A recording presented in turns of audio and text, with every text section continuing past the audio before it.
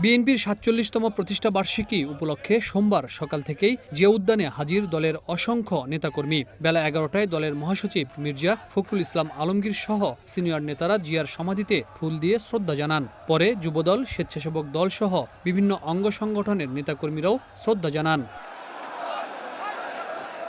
তারা বলেন, স্বৈরাচারের পতন হলেও তাদের দোসররা থেমে নেই। নির্বাচন নিয়ে যারা ষড়যন্ত্র করছে তাদের ঠেকাতে মাঠে থাকার কথাও জানান বিএনপির নেতাকর্মীরা। সাধারণ মানুষের কাছে আমাদের আকাঙ্ক্ষা থাকবে, আপনারা সকলে অন্যায়ের বিরুদ্ধে প্রতিবাদ করবেন এবং ন্যায়ের পাশে সকলে একত্রিত হয়ে দাঁড়াবেন। তাহলেই এ দেশে আর কখনোই ফ্যাসিস্টদের জন্ম হওয়ার কোনো সম্ভাবনা থাকবে না। বাংলাদেশকে একটি মানবিক রাষ্ট্র গঠন করার জন্য ৩১ দফা দিয়েছেন। সেই ৩১ দফা যদি আমরা বাস্তবায়ন করতে পারি, এবং আমাদের মেইন টার্গেট হলো আমাদের দলের প্রতিটি নেতাকর্মী জনগণের হৃদয়ে অবস্থান করা। বিএনপির মহাসচিব অভিযোগ করেন, নির্যাতন, নিপীড়ন আর নেতাকর্মীদের গুম খুন করে বিএনপিকে ধ্বংসের চেষ্টা করেছে বিগত সরকার। কিন্তু দেশের প্রয়োজনে বিএনপি বারবার হাল ধরেছে। বিএনপি গণতন্ত্রকে পুনরুদ্ধারের জন্য দীর্ঘ সংগ্রাম করেছে, লড়াই করেছে, বারবার চেষ্টা করা হয়েছে বিএনপিকে ধ্বংস করে ফেলবার। কিন্তু বিএনপি ফিনিক্স পাখির মতোই প্রতিবার এই আদর্শকে নিয়ে, জিয়াউর রহমানের আদর্শকে নিয়ে, খালেদা জিয়ার আদর্শকে নিয়ে জেগে উঠেছে।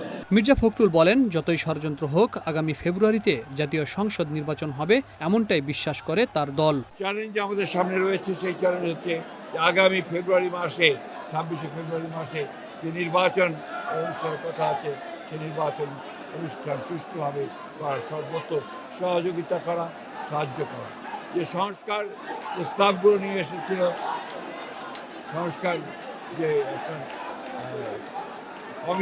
কমিশনগুলো, সেই সংস্কার বিএনপি সর্বাত্মক সহযোগিতা করেছে এবং বিএনপির ৩১ দফা কর্মসূচি প্রবর্তনের মধ্যে দিয়ে বাংলাদেশের রাজনীতিতে সম্পূর্ণ আমূল একটি পরিবর্তন আনার ব্যবস্থা করেছে। বিএনপি জনগণের ভোটে ক্ষমতায় গেলে জিয়ার আদর্শে একটি সমৃদ্ধ দেশ গড়ার প্রত্যয় জানান দলের মহাসচিব। গেল ১৬ বছর স্বৈরাচার সরকার আওয়ামী লীগের আমলে বাংলাদেশ জাতীয়তাবাদী দলের নেতাকর্মীদের নানাভাবে নির্যাতন আর নিপীড়নের শিকার হয়েছে। তারপরও স্বৈরাচার সরকার পতনের দাবিতে মাঠে থেকেছে দলের নেতাকর্মীরা। দলটির প্রতিষ্ঠা বার্ষিকীতে নেতাকর্মীরা শপথ করছেন, আগামী নির্বাচনের আগ পর্যন্ত তারা মাঠে থাকতে চান, যেন কোনোভাবেই নির্বাচনকে বাধাগ্রস্ত করতে না পারে ষড়যন্ত্রকারীরা। Habib Rahman, one news, Dhaka.